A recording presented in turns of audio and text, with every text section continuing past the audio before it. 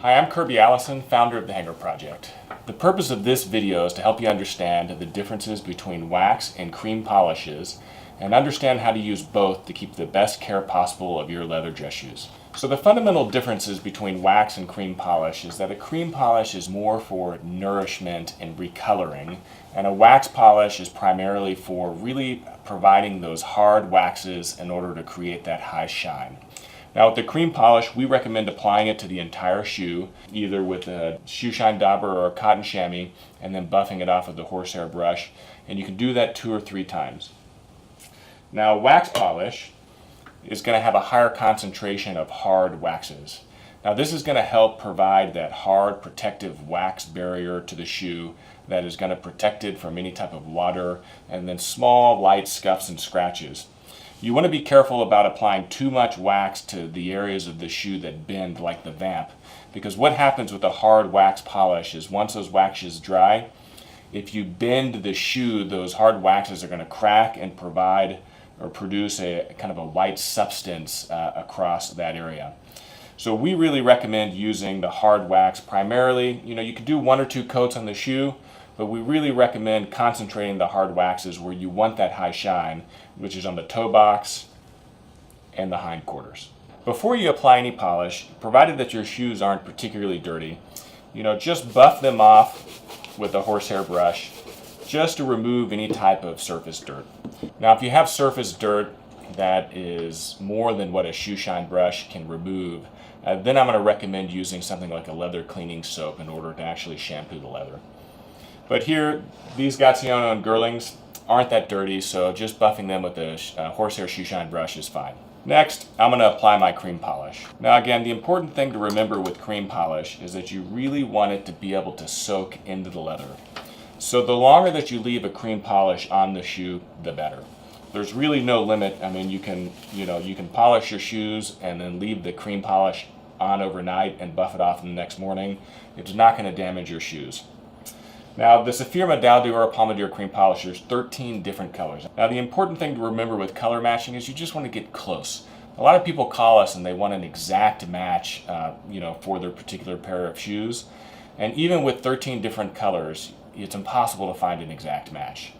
And so we recommend as close of a match as possible. Now if you're really concerned about changing or darkening the color of your shoes, we recommend going with a slightly lighter polish. And if you'd like to see kind of more of a patina or antiquing develop, which I think is one of the beautiful things of shining your own shoes, then you can go with a slightly darker polish.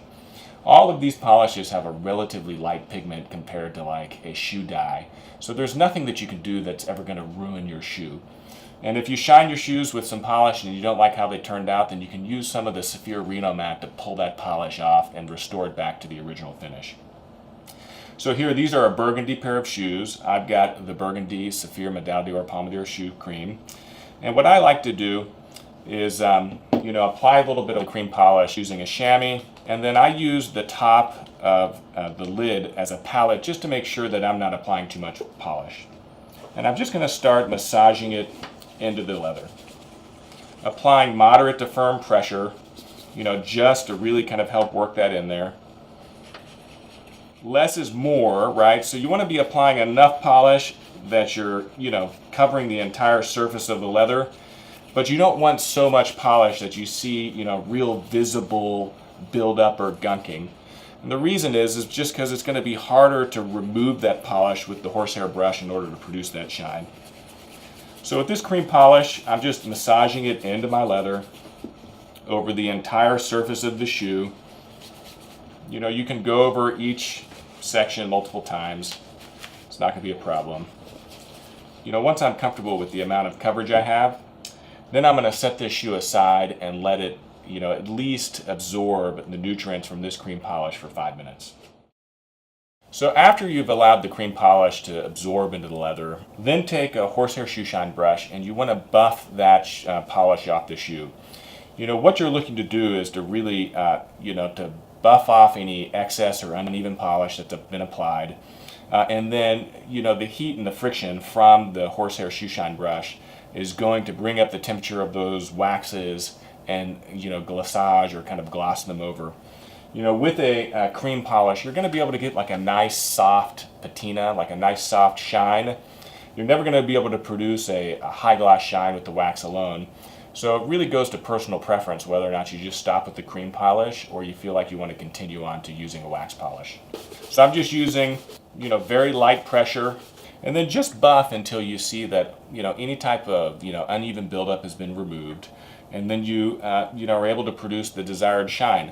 Now you can see on this shoe, on this Gatian and Girling, after just one application of the Medallion or Pomadir cream polish, I've got a shine that really would be perfectly satisfactory to go out at night with. Now, if you desire a higher gloss shine than this, then that's when you would come on top with the wax polish. Now I'm going to show you how to apply the Saphir Medallion Pâte de Luxe wax polish. Now I love this polish. I mean, if you're someone that's been polishing your shoes for your entire life and you're used to using Kiwi or Lincoln, you're absolutely going to fall in love with the Medallion or Pâte de Luxe wax polish. One of the most important things that really differentiates this wax polish than other polishes out there is that it uses an all-natural pine-based turpentine. I mean, you can literally smell the difference. There's 0 silicones and 0 petroleum products in this wax polish that could possibly damage your shoes.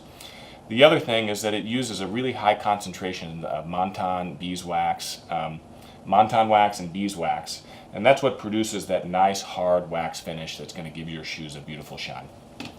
So I'm going to use the same chamois. I prefer to apply my wax polishes exclusively with the chamois because you're able to control the amount of wax that you're applying.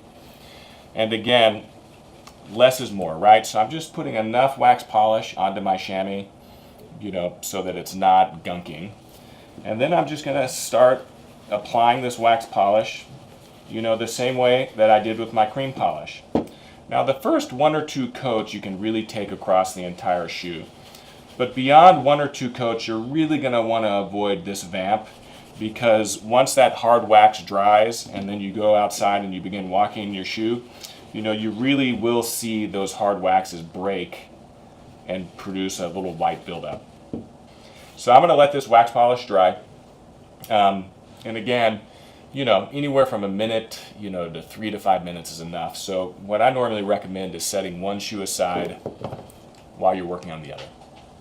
So one of the questions that we get quite often is, can I use a neutral wax polish on my shoes versus a pigmented wax polish?